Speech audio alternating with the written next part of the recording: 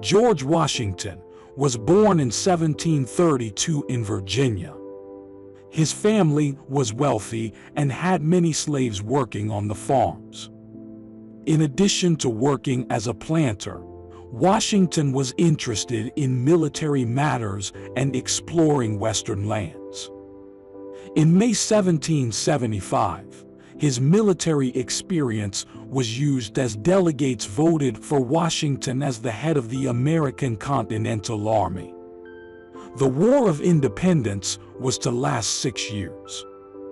It was in 1781 that Washington, with the help of French forces, defeated the British at Yorktown. After the victory was finalized in 1783, Washington resigned as commander-in-chief.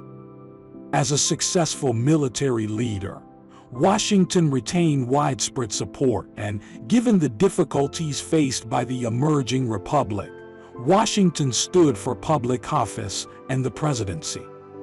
By a large majority, Washington was elected the first president of America, and he served from April 1789 to March 1797. As president, Washington skillfully kept the United States out of conflicts with Great Britain and France. Washington's presidency helped to establish many protocols and traditions that are still in use today.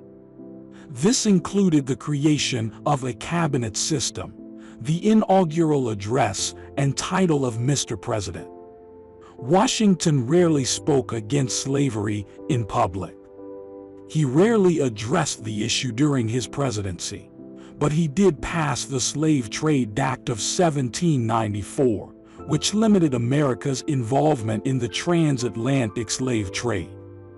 In 1796, he published a farewell address which offered his thoughts on civic virtue and political governance.